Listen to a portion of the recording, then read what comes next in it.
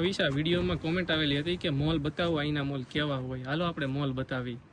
ના હવે પહેલા છે ને આપણે મોલની બહારથી સ્ટાર્ટ કરીએ. મોલ તો આપણે પછી બતાવશું, પણ ચાલો તમને છે ને પહેલા મોલની બહારની સિસ્ટમ બતાવીએ કે કઈ રીતના વર્ક કરે છે. ચાલો બતાવીએ. વિદેશની આ સિસ્ટમ બહુ મસ્ત છે. ચાલો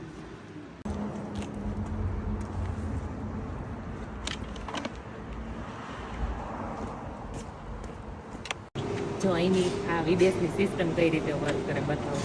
આ છે ને આપણે બોટલ હોય ને ખાલી બધી નાખવાની, અહીંયા પૈસા કાઉન્ટ થાય.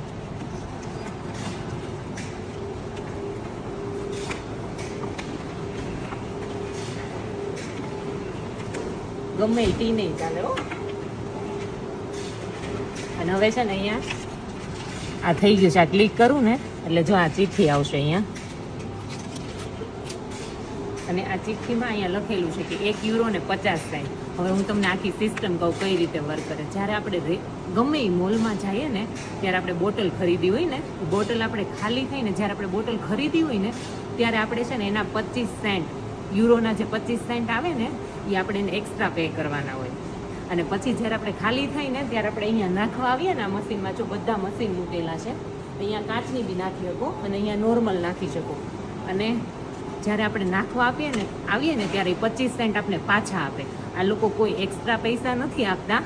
પણ આ છે ને કેવું કે ઇન્ડિયામાં મશીન લાવવા જેવું છે, કેમ કે આ વર્ક બહુ સરસ રીતે કરે છે. અને બહાર છે ને તમને એટલી બધી બોટલો રખડતી ના દેખાય, કેમ કે તમે એને 25 સેન્ટ આપ્યા હોય એટલે છે ને તમે જ્યારે આ દેવા આવો ને ત્યારે તમને જે તમે બોટલ નાખીને એના 25 સેન્ટ તમને પાછા આપે. પછી તમે બીજી વસ્તુ લ્યો ને ત્યારે આ એને આપી દેવાનું. એટલે છે ને તમને આ છે ને એમાંથી કટ કરી નાખે. એટલે કોઈ એક્સ્ટ્રા પૈસા નથી આપતા, બટ આ સિસ્ટમ એક નંબર વર્ક કરે છે. એટલે ઇન્ડિયામાં છે ને આ હોવું જોઈએ મારા ખ્યાલ પ્રમાણે.